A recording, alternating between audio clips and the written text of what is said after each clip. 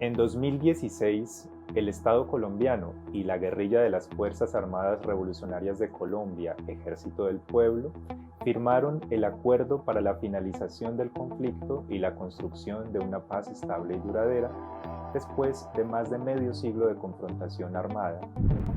Fueron 2 años de un proceso complejo de diálogos con la que fuera la guerrilla más antigua del mundo, que llevaron a los acuerdos que proponen unos cambios estructurales para la sociedad colombiana.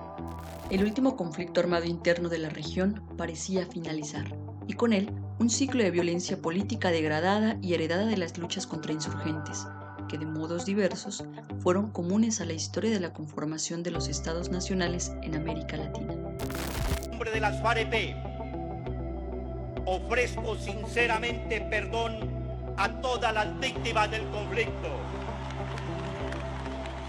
por todo el dolor que hayamos podido causar en esta guerra.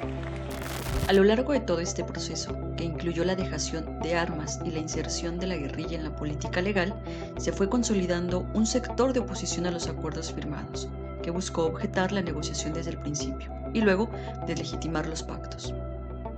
Gran parte de esa fuerza de oposición se concentró en el partido político denominado Centro Democrático, dirigido por el expresidente Álvaro Uribe Vélez y con parlamentarios activos en el Congreso de la República.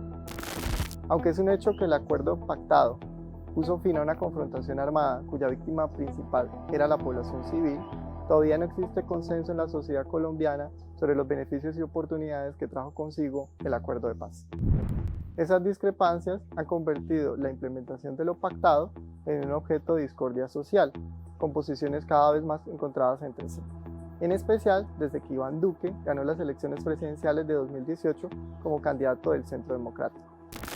Por el respeto a Colombia y por el mandato ciudadano que hemos recibido, desplegaremos correctivos para asegurar a las víctimas verdad, justicia proporcional, que reciban también la reparación efectiva y que no exista repetición en ningún lugar del territorio. También corregiremos las fallas estructurales que se han hecho evidente en las implementaciones. La oposición a la implementación de los acuerdos de paz se ha visto materializada en la aparición de disputas públicas difundidas por los medios de comunicación masiva, en formatos que mezclan el debate tradicional con los recursos mediáticos actuales, como el streaming y la participación de las redes sociodigitales. En ese contexto mediatizado de las disputas públicas, la ritualización de la violencia verbal resulta funcional al interés de sumar audiencias. Las agresiones verbales se viralizan en las redes sociodigitales y por ello son capitalizadas por los grandes medios, promovidas y distribuidas instantáneamente, convirtiendo el debate en un espectáculo de combate. Le duele tanto lo de la Comisión de la Verdad, Vicky, porque acá el punto de referencia es el informe de la Comisión Histórica del Conflicto y sus víctimas. Y ahí sí hay diferencias. Elaborada por ustedes mismos, ¿no? No, ahí no ha participado ninguna Eduardo víctima. Pizarro, Ustedes son son tan Eduardo Pizarro. éticos que no Con han las permitido. víctimas, ustedes le hundieron las 16 curules. Le hundió las 16 curules. Le hundieron las... Porque es bonito hablarte del uribismo de las víctimas cuando hundieron las 16 curules. Las curules de las víctimas han debido ser gratis, como las de los bandidos de las FARC. Claro, y que lo elijan entre ellos, que elijan las víctimas. Un momentico, representantes de la Cámara. Usted se opuso, doctora Cabal. 167 municipios circunscritos en regiones con el 93% de cultivos de coca y minería ilegal. Dígame a mí qué donde está la pobreza y las víctimas. Si la víctima ya está desplazada. Las víctimas, está la pobreza de este país. Paja. Mentirosos. No, en los Montes de María no hay víctimas, doctora Cabal. A ver, hablemos.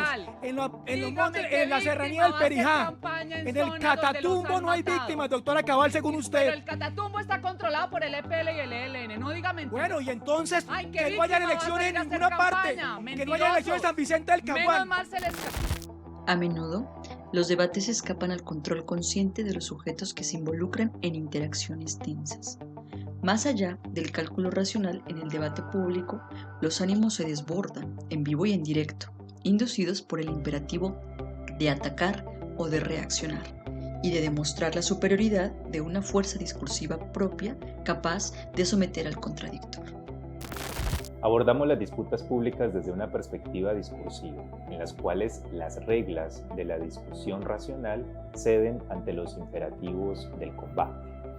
La manifestación discursiva de desacuerdos de este tipo configura disputas en las cuales los participantes se atacan y se defienden a través de acciones verbales de fuerza y de hostilidad. Para eso recuperamos la noción retórica de erística, para analizar los tramos más álgidos de las interacciones verbales dentro de prácticas insertas en disputas públicas contingentes, históricas y políticas, en las que los actores luchan apasionadamente por someter a sus adversarios, para reforzar narrativamente un orden social determinado o para profundizar desacuerdos específicos en la esfera pública. La recuperación de la tradición erística en la filosofía antigua, a partir de Protágoras, la escuela de Megara y la escuela cínica, entre otras, nos permite preguntarnos por los modos de la lucha, por las reglas del combate verbal y paraverbal y por la victoria y la derrota en público como construcciones discursivas. El interés por este lado de los debates públicos, que ha sido menos atendido y frecuentemente proscrito, nos lleva a preguntarnos por claves de interpretación de lo político en zonas discursivas interesantes, como son los solapamientos de voces, las interrupciones, los arrebatamientos de turno y en general las interacciones agonísticas en los hilos de discusión entre los usuarios de las redes sociodigitales. Los combates verbales por la implementación de los acuerdos de paz presentan un antagonismo de fondo: el paramilitarismo y los movimientos guerrilleros. Una parte sustancial del conflicto armado colombiano se caracterizó por las acciones cruentas que estos actores justificaron discursivamente como reacción y defensa legítimas, en un juego retórico de espejos. Esas justificaciones fueron heredadas y aparecen actualmente en discursos en pugna.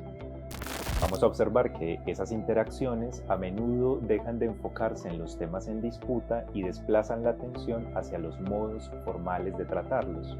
Y en ese sentido, los contendientes movilizan la habilidad para utilizar a su favor la dimensión metadiscursiva y los ideales argumentativos de la discusión racional como prácticas fuertemente normadas, para exigir además lo que ellos mismos suelen llamar debates con altura, y reclamarle a sus contendientes un apego a las normas del debate racional que ellos mismos no necesariamente ejercen. Usted defiende a la policía y en este momento no le cree. Matador. ¿Por qué no le cree a la policía? No, hombre. No, dígame, ¿por qué no le cree?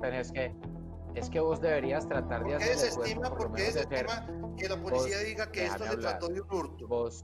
Vos deberías tratar y hacer el intento de ser un poquito más profundo y ir más allá. Hacelo por lo menos.